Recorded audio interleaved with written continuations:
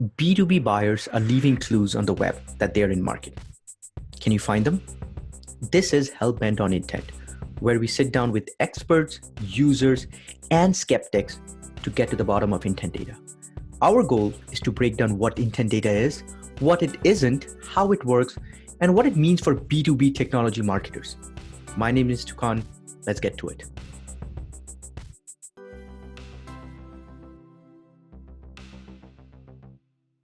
Cool. All right.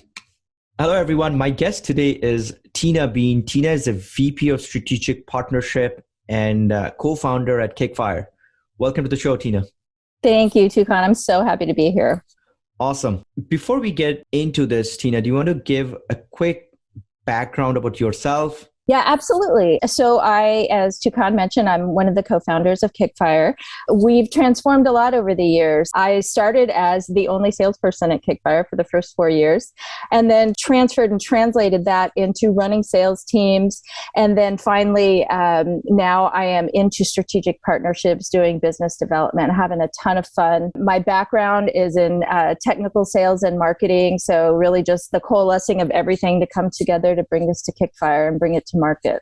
I've brought 2 successful platforms to market and more to go, right? That's awesome. And so do you want to give a quick one-line, elevator pitch of what Kickfire does? You bet. We can tell you who's in the market to buy your products or services. Drop the mic there, Tina. That's it. Like literally that statement is you tell someone who's in market to buy, I don't think you need to tell anyone anything else because that is the most important thing, I would think. That's right. And that's why we're here every day, because we believe that the best buyer is going to be the warm buyer, right? The one who's in market. And that's what we're bringing to our customers. That is awesome. And I'll add one thing. I think Andre mentioned this, Andre Yee, who we both know. He mentioned, I think he referred to you guys jokingly as the arms dealer for the MarTech stack. That's right. Yeah. Kickfire powers pretty much all the big MarTech solutions. And I really like that. We are the backbone. We sit under the hood of more than half of the companies in Forrester's marketing wave. Wow. And so companies come to us to power their account-based services because they have come to know us as the best in the industry for Amazing. IP intelligence. Okay, so now talking about IP intelligence, would you classify that as first-party data? Yes, absolutely. So what we do is called first-party data, first-party intent. And really the definition of that is what's going on your website. So my first-party intent would be what's going on kickfire.com, right? Yours would be what's going on LeadSift.com. And from a marketer's perspective, Tina, why should they care about that? From a marketer's perspective, you always want to get to your next customer quicker, and you want to hand off those warm leads to sales. And that's really why you want to care about it, because you want to really define your universe of who you want to sell to. And to counter that, wouldn't I already know if they come to my website and fill out a form or book a demo? Wouldn't I already know that? You would, but statistics say that only 3% of your website visitors are filling out a form or booking a demo or picking up the phone. So what of the other 97%? And so that's really what Kickfire tells you. We can translate IP addresses to companies and also tell you what they do, those breadcrumb trails that are left behind on the website. So intent data is the ability to identify in-market buyers based on high-value actions they take on your website. True. So you guys are helping then uncover 97% of the people that come to my website. I spent all this ad dollars and everything driving them in, but they just don't fill out the form, which we know very well. At least I wish they did. So you help uncover the remainder of it, the people that don't give you their information. Right. But let's talk about that. Intent data in general, if it's at the IP level, is going to be able to translate your website visitors, the ones that are coming from a company. But remember, not everyone is coming from a company that's on your website, right? True. So maybe 20%, 30%, 40% of those 97 are going to be coming from a company. The rest might be on the go. We're a mobile world. And within those, we don't call them customers. say remembering if I'm going down the road from San Jose to LA, I'm on my mobile device and I'm on your website, my IP address may change a bunch of times along the way because it'll pick up different towers, right? So this is really based on business IP addresses and business blocks. Let's go with this example. You have 100 people come to your website. You have a landing page. 3% of them, 3 of them fill out a form. You got their information. Boom. The remainder 90%, 97% didn't do anything. They left. How many of them on an average, Tina, would Kickfire be able to tell me, hey, out of these 97, these folks worked at these companies? If you had to say from an average percentage perspective. Right. Well, a lot of that depends on, is your website set up correctly to attract people, right? Sure. So you want to think about intent vendors are like weathermen, right? We don't make the weather, we report on the weather. So assuming your marketing department is out there doing some targeted marketing, assuming you're indexed, you're getting searched and you're getting crawled by Google, I think it's fair to say between 20 and 60%. And so it's a really exciting next best list or hit list for marketers or salespeople, right? So do you ever hear this concern from marketers that let's say that are using Kickfire to reveal these insights, that they go, well, my Google Analytics shows there's 500 people. Why is within my Kickfire insights, I only see 70 of them? What happened to the 430? Do you hear that question? And if you do hear that, what's the answer? Right. Well, it's indicative of who's coming to their website. So sometimes the answer is to say, let's go ahead and see what we can do to help you expand your universe of website visitors, right? To be more authentically B2B. And that's really when we talk about maybe second or third party intent. Really, if you think about intent as a funnel, the top of the funnel activity, I would put third party intent at the very top. Agreed. These are 100%. signals that are being created. And then secondly, I would say, okay, it's narrowing down. Maybe it's getting close to an actual buying cycle. And really that first party intent being, they've made it onto my website. I am potentially in consideration, right? If for some reason, based on what you say they're doing, they might not have seen the relevant pages you think they should be seeing, that's a great action for the sales team to pick up the phone, to call them, to market to them, to be sure that they know that you're the right vendor for them. Yeah, I fundamentally believe as a third-party intent vendor, one of the things that we tell is, look, the strongest form of signal is someone coming to your website, checking out your pricing page, clicking a demo. They're literally raising their hands and saying, I want to talk to you because I'm in market. Let's go a little bit at the technical side of things. One thing we have heard is companies that are trying to reveal just these insights, they sometimes struggle with certain geography. So you might have a great coverage in US, but in Europe, you probably wouldn't be able to tell. Is that something that you guys see, or is it consistent across the board? Well, it's not consistent across the board. And much of the reason is the more developed the country is, the more developed their infrastructure is, the higher the identification is going to be. So as you can imagine, the US has a more developed infrastructure for internet. Second to that, I would say in terms of what you'll see Canada, you'll see UK, and then really other. Now, that's not to say other means the rest of everybody is going to be the same. As I said, the more developed you're going to be, the higher the match rate is going to be, the more we can see from there. That goes true, I think, with firmographic data that you find from vendors in the US, right? You'll find the lion's share is going to be in the US, and then you've got international data. Yeah. But absolutely, IP coverage, there really are no geographic boundaries for IP coverage. It is a global thing. Very good. Now, let me bring up an interesting true story that happened with me. Okay. So back in 2014, in our first version of LeadSift, we were selling to consumer-facing brands. Okay. So we would sell to MasterCard or LG or Ford or GE or whatever, helping to identify who their buyers were. So we were going after these brands, hotel companies and retails and everything. And one day, and we had a tool that we embedded a JavaScript tag, very similar to how Kickfire does, that was basically giving us a report of companies that are on our website. So our SDR can go follow up with them. Pretty standard workflow. One day we see Sheraton, the big brand, showing a lot of interest. They had actually visited our website 18 times in the last 24 hours, according to this data. And we got super excited. And we're like, man, our marketing, whatever we are doing is working. Sheraton is on the LeadSift website checking these things out. And they were looking at different pages, pricing, about us, and how it works. So we're super excited. We go to LinkedIn, find the head of marketers, social media managers, that's who we were selling to. And we reached out to them, crickets, hear nothing back from them. And we were like, what the hell happened? Like, so this is incorrect or something? And 3 days later, we had our board meeting and we were telling them about this. Is like, Sheraton came as an inbound and they were on our website. And our board chairman goes, well, actually, I was staying at Sheraton. And I was on the LeadSift website that night, checking out your website, what the new website looks like and everything. So from an accuracy perspective or the data quality, it was a complete mismatch. It was very noisy and it completely led us in a different direction. I'm guessing this would be potentially a problem, could happen. I'm not saying I don't know because I've never used Kickfire. That could happen. How do you guys deal with it? Like, how often do you see that? Well, that's a really important thing to talk about, and I'm glad you brought it up because great IP vendors have filters. They can filter the visitors, and we have one that's a Wi-Fi filter, and that means these are places that people commonly pick up Wi-Fi.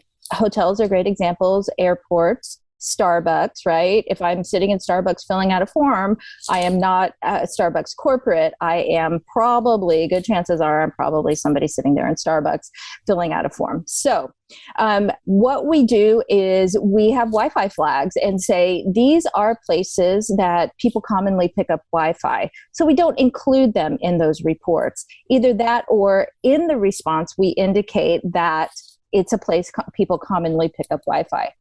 I see. But I do want to bring up that it's important when you're looking at IP vendors to ask those questions. And also, I'll give you an example in our world. We were in a data test bake-off with another company. And this company was just hell-bent that one IP address belonged to IBM. And based on what we knew, based on our triangulation, the multiple signals that we had seen, it was actually GoGo Air, the in-flight Wi-Fi. And so it was clearly somebody from IBM on an airplane filling out a form.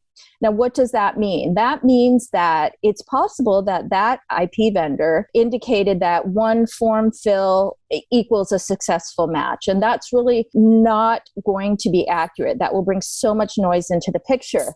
Yes, a form fill can be a great signal, but that can't be the only signal that that vendor is picking up. It needs to be a multiple point of triangulation, and it also needs to be based on frequency and recency of visits. So in the background, we have algorithms going, machine learning, and we build in a confidence score. And that's something just as important as the Wi-Fi filter, just as important as the ISP filter or the mobile filter. And that confidence score will ebb and flow based on frequency and recency of intent signals and event signals that we listen to and that we hear. So if for some reason we don't hear enough intent signals over a period of time, those confidence scores will go down. They'll ebb and flow based on what we see and hear. Now, it's important to whomever is looking at an IP vendor to be sure that they have something like that in place, because what you don't want to do is get a mismatch. So let me ask this question. I remember when COVID first happened, there was news from different intent providers, but they were saying that the volume of signals that they were collecting, especially that was relying on publisher data, the volume dipped because people stopped working from the offices. They were working from home. Hence, the IP address, IP resolution was not accurate because they didn't have those IPs in the database. Did you guys see this? How did you solve it? What's the current situation there? Right. Yeah. I think everybody went down kind of similar to that stock market in March of 2020. We all kind of went down because we are based on machine learning. We actually became a better technology and a better company because of COVID. Because what did that mean? That meant the strength of the signal at the home or the satellite office was even more intense. So whereas we might have gotten some signals at a satellite or home office before, Now we're getting repeated, continual signals that are really boosting confidence that somebody from that company is behind that IP address, and it could even be their home IP address. We realize that. Now, remember that confidence score that's going to ebb and flow based on signals. If for some reason we no longer receive those signals that that IP address is allocated to that company, then the confidence score would lower to such that we would no longer call it that. Maybe somebody's no longer working at that company. Maybe they're not putting out those signals. Maybe they have another job. And once that confidence score goes up, we would call it the company where they're working now. So what you're saying is then for you guys to detect this IP address, there's a person behind it who works at a company. So this IP belongs to an employee of that company. They don't need a dedicated IP or anything like that for that match to happen. Right. Well, sometimes we can identify their VPN as belonging to that company, sure. right? Because a lot of them are on their VPN when they're in their work hours. Yep. And so that's traditionally a very dedicated IP. Yes. What if they're not using a VPN? Whatever they are using, we would become knowledgeable of, we would begin to learn. And this learning happens in real time. So this is not a static thing. It's changing every day based on the things that you guys are observing? Yeah, absolutely real time. I mean, we could have updated 500 or 5,000 or 500,000 records within the course of this call. So it's all based on machine learning. It's all real time. What about mobile devices, Tina? If someone is accessing a website, filling out or checking something out from their mobile device, would you be able to identify them? Yes, with a little asterisk. And when I say that, I mean, if they're sitting behind their corporate IP or their home IP on their home Wi-Fi, then yes, if we have knowledge of that IP address allocated to that company, then yes, we would be able to identify them. But like I mentioned earlier, if someone's in their car going down the road, well, there's a chance that they're going to hop from IP to IP because they're going to be picking up Wi-Fi from different towers. That we would allocate to their internet service provider, maybe Comcast, maybe Verizon, right? Which would be flagged as an internet service provider, and also the flag that it's a mobile device. They're accounting for that. They're saying, whoop, if either of these flags are true, we're not going to pass that through as a company. We both agree. I mean, obviously you guys believe it. It's like first party intent or people coming to your website. Like that's a very, very strong signal of buying behavior or interest, at least. Like this is top of mind for them. Now, let me flip this question and challenge you into this. Okay. I'm starting up as a new company. I don't have a brand like HubSpot or a Drift. People don't know me. My company, we have a cool tech, and I'm getting maybe 100 people coming to my website a month. How should I think of actioning this data? Does this idea of first party data become more useful, especially from the website activity, when you have a big website traffic? Or if I don't have a lot of website traffic, what do I do? Well, there's two things I can think of when you say that. So first of all, the most authentically B2B websites are going to find the most value from this solution. So think about it this way. I own a very niche product, say a plasma die cutter. And really the only buyer for this is a corporation because it's a multi-million-dollar device, something like that. Sure. I may have very, very few people on my website, but the ones that are on there, you are going to have an extremely high match rate for, and it's going to be, in my view, very high value because honestly, I don't know who goes to a plasma die cutter website unless you need one or you're researching one, right? And so again, the more authentically B2B, the higher value. So fewer leads still could be high value because they're higher ticket items. Now, that's also a good application if you say, but it's just not enough. Okay, I agree that it's just not enough. Let's explore third-party intent. Let's expand your universe. Let's identify who's out there on the broader internet that's doing some research based on the keywords that relate to your products or services. Understood. If you don't have a lot of traffic, maximize the first-party traffic you are getting because they might be of higher value. And B, complement that with other sources. Maybe you do a lookalike of the audience that came to your website to find other similar companies, or use third-party intent and things like that. So beautiful. Yep. And don't forget remarketing, because you want to be able to remarket to those companies because you want to have that brand awareness. Yeah, absolutely. Remarketing is going to come up. But I had a technical question, like a sales process. Do you see an IT challenge where someone goes, well, I'm not going to put a JavaScript tag on my website. on my global corporate Fortune 500 website? Well, at the beginning of time, we did see that. It just wasn't a common practice, but it is so common now. And most people have tag managers. Most people are running multiple tags on the website. Now, these tags, if these tags were harmful, if these tags slow down your website, we wouldn't be in business anymore, right? Understood. Again, I'm still learning about this whole ecosystem. Someone coming to your website, you reveal the IP. Do you cookie that user to see what other things they have done? We do not. Nothing that we do revolves around a cookie. It's simply IP address identification. But, we believe that that's a great application for the end user to set what's called a first-party cookie. And those first-party cookies are very compliant and also, I think, a great idea to do at that time. Once you capture that information, and maybe even if they fill out a form, you want to store that in a cookie so that you know maybe their email address or who they are. Sure. Now let's talk about the actioning of the data. So you put this tag on your website and Kickfire tells me, these are the companies that have visited the website, a list. And do you guys score them? Is there a score? There can be, yep. We do have lead scoring parameters, and we think it's a great idea because you really want to bring the cream to the top. 100%. So let's say you got a list of 10 companies that have visited your website. They fit your ICP. What's the play? Like, what do you suggest? You talked about sales team. Like, is it normal because they are coming to your website and they fit the ICP? Is it normal for someone to hand it over to the SDRs and say, hey, these are the 10 people that you should be talking to?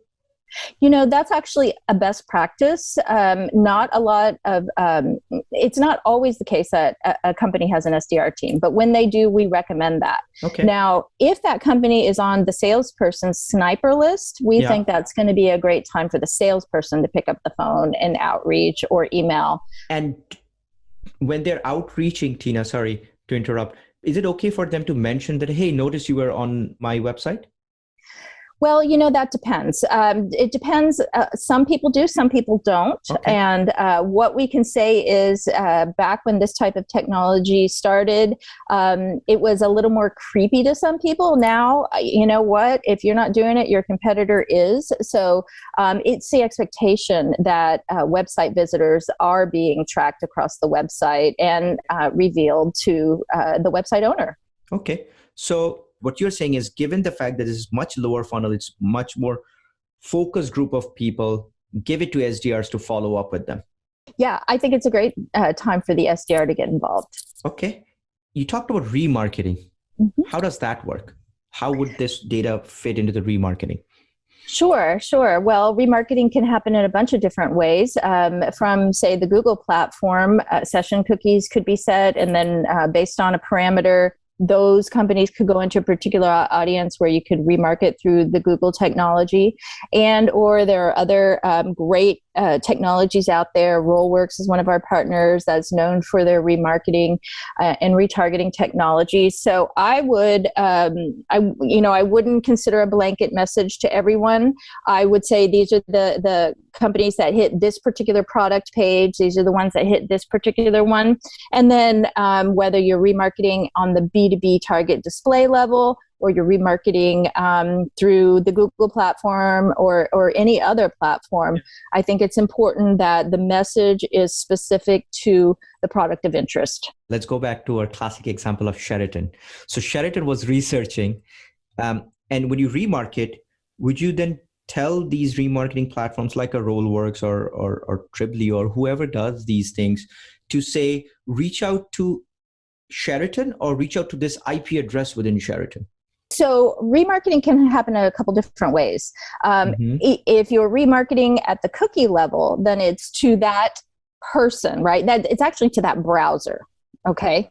Now, if you're remarketing at the IP level, you can choose to remarket to that singular IP address, or you can do what a lot of our customers do, which is to say, Kickfire, can you give me every IP address that belongs to this company? Because we want to really blanket that company with our brand awareness. And so it can go as singular as one browser, It can go one IP address, which multiple people could be behind an IP address, or it could be the whole company, or even that company in that geo, right? And so, they're coming in from this state or this location, and we know we've got an office there. It could be that too.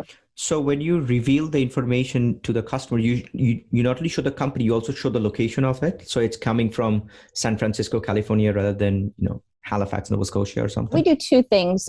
We identify where the headquarters is, but also you can get the geolocation of the visitor by IP address. Huh. Yes. I did not know that level of targeting was even possible, that you can target by the cookie part I got, but reach out to one IP or reach out to a group of IPs within that organization. That's very interesting. Right. Yeah. Nice.